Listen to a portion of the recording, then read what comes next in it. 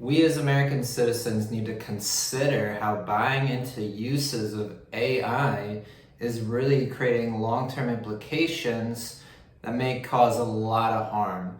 Now, while there may be uses of AI that are good and functional within civilization, we need to really take a hard look at the implications that AI will have on the economy.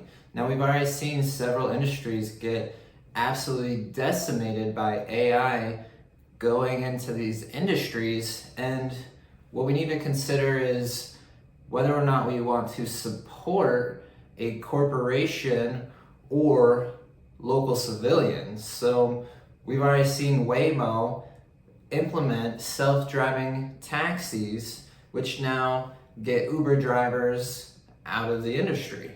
Now, what's going to happen if this gets all the way to the trucking industry? There are millions of people in America who rely on these jobs to provide for their family. Is there any plan to support these people if this happens? Of course not.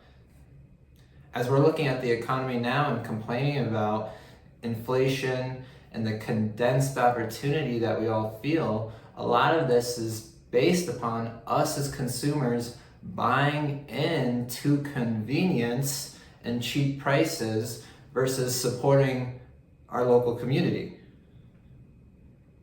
While we would love for leadership to step up and create good plans to help us as Americans out with this, at the end of the day, we have freedoms and we have a responsibility with those freedoms to make individual decisions. Now, while we're all caught up in the rat race and trying to get ahead of one another or just trying to simply keep up, we need to consider how these purchases impact the long-term implications of the market, and we must reflect on how these purchases of going to convenience stores has condensed the market, and we must reflect on how purchases in those areas will translate as we continue to start making those in the fields utilizing AI that replace other humans from having opportunity.